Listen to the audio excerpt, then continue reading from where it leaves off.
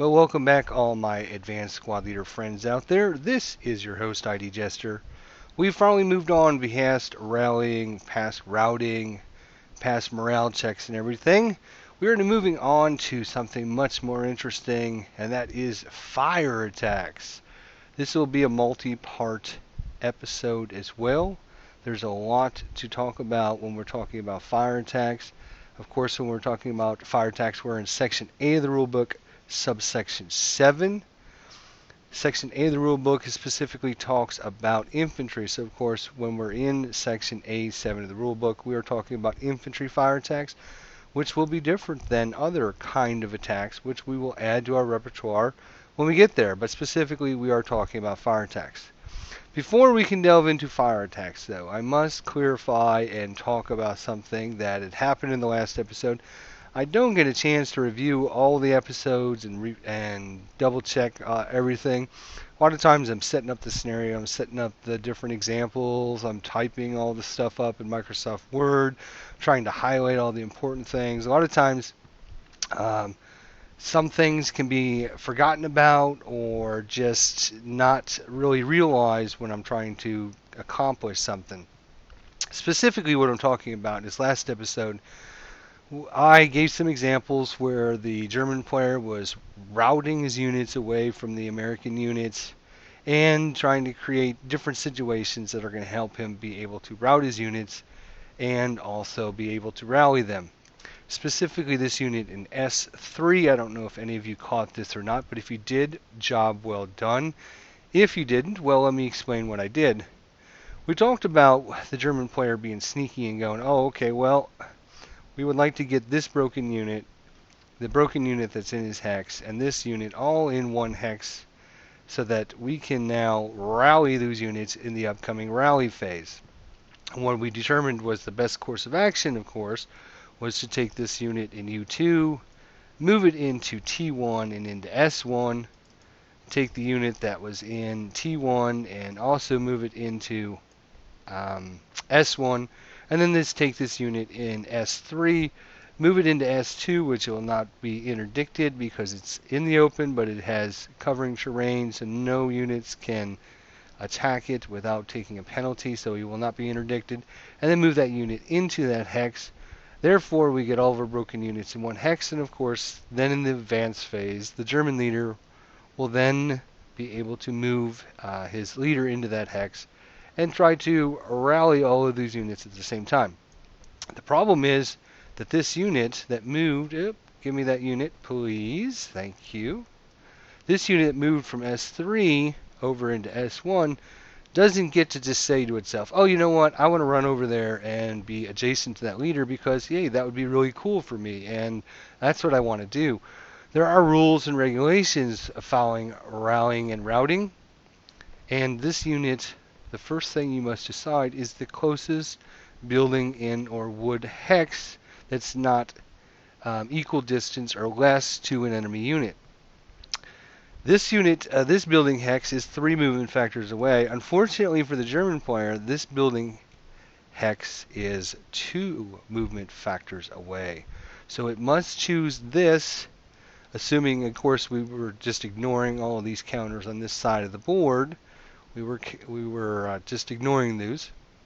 If those units were actually in play and they were able to be seen and they were actual counters, the German unit 1, 2, 3, 4, 5, 1, 2, 3, 4, 5. I actually could go there anyways.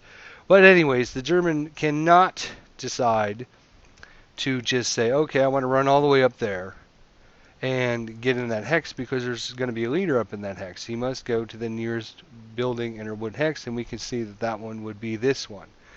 If for some reason all of these units were in play, but they weren't during my scenario example, the German player could choose to ignore this hex because it's not any farther away from a known enemy unit. So if he knew about this unit, he is 1, 2, 3, 4, 5 spaces away.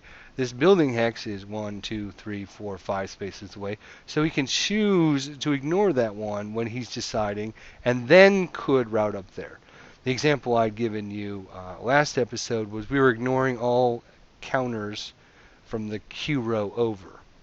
So if those counters are not there, the American player can then only go to the nearest building in a wood hex that's not any closer to an enemy unit. He would have to choose R2 to go to.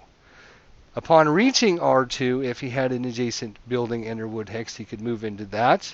If he had enough movement factors left, it's cost him 2 movement factors to move in there. He could actually spend another 2 movement factors to go into Q2.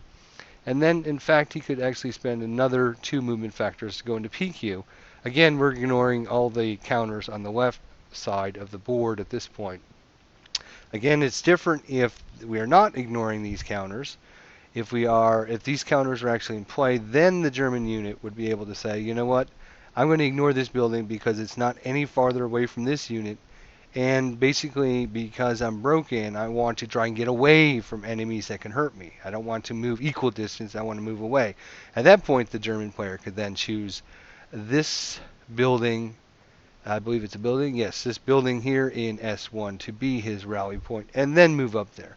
So I did want to clarify that for those of you who are looking at example I'd given last episode and said, well, wait a minute, why is he moving all the way up there? Doesn't he have to route into that space? You are absolutely correct. And if you did catch that, thank you very much for learning something about a rallying. And like I said, I apologize. Sometimes I get to thinking about my example or get to thinking about what I'm trying to accomplish or show you. And sometimes I oversee some of the things. So I do apologize for that. It will occasionally happen. If I do have any other mistakes or make any wrong comments, for those ASL experts out there, please do leave me a message so I can clarify them so that people that are following this video series can catch up and realize any mistakes that were made or anything that was inaccurately done. Again, I will preface that with saying that we will only be dealing with the rules that I have introduced throughout the series at that point. There's lots of other rules that come into play, other factors, other modifiers and such that I haven't introduced that I'm not actually dealing with during that same situation. So of course we will just ignore these rules until they're added in. So hopefully this clarifies where we stand and everything, and hopefully for these players out there that did catch my mistake, I would give you a big thumbs up, thank you, and we'll move on from there. And like I said, it could happen again. If it does, I'll just try to clarify it in the next episode, because when you're moving counters around, you're moving lots of things around, you're trying to set up different scenarios, you're trying to figure out different situations that you can put players in to make them think about things. A lot of times when you're doing that, you oversee kind of the important things that are staring you right there in the face. So let's move on, and we're going to talk about fire attacks again. This is section A of the rulebook, subsection 7. This will be a multi-part episode. There's a ton to talk about in fire attacks, but to understand fire attacks, and one of the things we're going to introduce for fire attacks, I think it's more important that we learned all the things up to this point in the throughout the episodes. So it's part 12. It's cold out there. Maybe we should start a fire.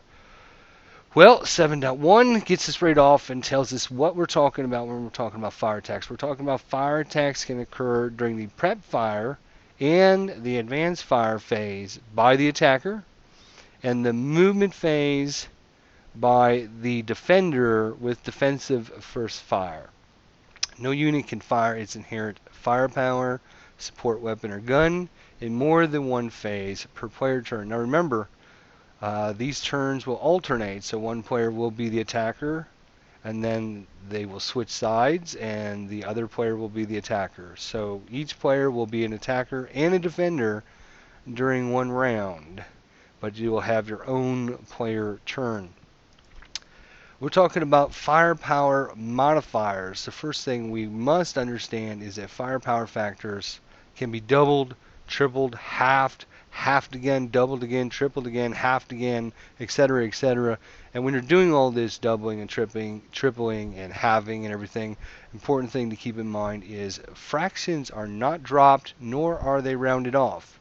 So if you have an attack of, let's say, 10, and it's halved, you would have a firepower of 5. If it's halved again, you're going to have a firepower of 2.5. And let's say you're halved one more time, you're going to have a firepower of 1.25. When all your halving and doubling and tripling and everything is finally done, that's when you can figure out your total firepower. Some things that are going to adjust your firepower, and there are many, many, many. We could probably spend a whole episode just on all the things that are going to adjust your firepower. Some of the things we're going to introduce in this episode is section 7.21, point blank fire. Basically, any small arms, machine gun, ATR, IFE firepower is when it's attacking units is doubled when adjacent to a target or adjacent to and either within one level or higher than a target. And in those rare instances when fire attacks are allowed versus units in the same location versus PRCs, we haven't talked about what that is, but we'll eventually get there. But it's passengers, riders, and carriers. In the same hex, the firepower is tripled. And section 7.21, triple point blank fire versus PRC. There's a specific section that talks about when you're attacking PRCs and what the effects are and what the rules are associated with that. I just want to kind of bring that to the foreground. We're not really going to talk much about that right now. Probably have an episode just on PRCs because you will be dealing with those when you start talking about vehicles and adding vehicles to different scenarios. 7.212, basically what this says is when you're in the same hex as a known enemy unit, you must fire at said known enemy unit unless it's of course an unarmed or unarmored vehicle. And when you do this, it is going to be TPBF, again, triple point blank fire. So basically what that means is if a unit somehow gets into your location, you can shoot at it with triple point blank fire, but you can only shoot at that. You can't shoot at anything else. Other things that are going to alter our attack firepower are going to be when you shoot beyond your normal range. I had actually used that term a couple episodes ago when we was talking about normal range. Normal range is up to and including whatever range is on your counter. And then you can see we're talking about in this section actually 7.22 long range. Long range is beyond your normal range up to a distance including double that of your normal range.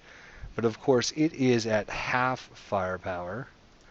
Area fire 7.23, a firepower of an attacking unit is halved if the target is concealed or for any application of the area fire penalty. And then most importantly, 7.24, advanced fire phase. The small arms, machine gun, ATR, IFE firepower of attacking unit is halved. Put that in green. If the attack occurs in the advanced fire phase. Of course, there's some exceptions. MOLs, FTs, and DCs are not halved. You got to have a section for ordnance there, which again we haven't talked about. And of course, one last time I've added our leadership rule back in here because it's important, because leaders are going to obviously have an important factor on your firepower. An unbroken personnel leader may use its leadership rating to affect the performance of other personnel in its location, but can never be used to enhance its own performance, nor to direct another unit's fire if the leader is firing a weapon himself. Leadership modifiers are not cumulative, which means if you have multiple leaders, say you have a -1, a -1, a -1 leader, you don't get -3, you only get one leader. So that's something to keep about. You probably never usually want to stack more than one leader in a hex anyways, which we'll show you when we start getting into our phase of learning and understanding the rules as opposed to understanding the black and white parts of the rule. A leader may attempt only one action per phase. This I should make like super bold, because this is like one of the most important things to keep in mind. A leader may attempt only one action per phase and may use his leadership modifier more than once in the same phase only to attempt to rally a unit in the rally phase, to direct multiple rate of fires, subsequent first fires, final fires, and final protective fires, or to assist units in the same location or moving stack with morale checks, pin check tasks. That is one of the most important things to keep in track when we're talking about leaders, because a leader can only attempt one thing per phase. So let's look at some examples here in our vessel. I know we've already reached time, but let's talk about that really quickly. Do I want to wait until the next episode? Nope. Let's go ahead and talk about it really quickly. W3. If we look at W3, we have two different squads. We have two different leaders in that hex. If, let's say, for example, there was only one leader in that hex, and we decided we wanted to shoot at this hex with one of the squads, and we wanted to shoot at this hex with the other squad, the leader can only direct one of those two attacks. So he could either choose to add his bonus and his abilities to that attack that's over here, or his bonus and abilities for the unit that's shooting over here. If you had a hex with two leaders in it, then one leader could obviously help the unit that's shooting over in this hex, and the other leader can actually help the attack that's happening over in this hex. But one leader can only help one attack.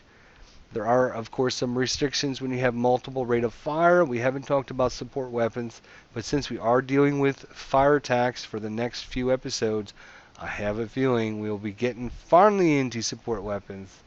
And when we're talking about support weapons, the leader can help with rate of fire. So if your machine gun or whatever it happens to be has multiple rate of fire, it can help with multiple attacks from that unit.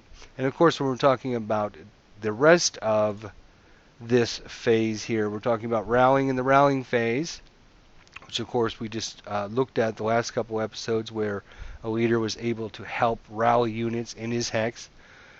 Directing multiple rate of fires. So if your machine guns, again, or whatever, happen to have multiple rate of fire, he could assist in helping more than once with that multiple rate of fire. Subsequent first fire, and final protective fire are all for the defender of the turn.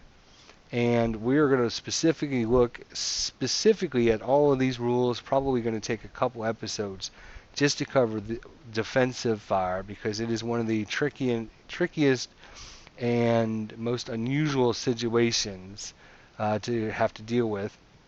And the last example is to assist units in the same location or moving stack with morale checks and pin checks. You notice it doesn't say anything in here about a leader helping multiple units attack.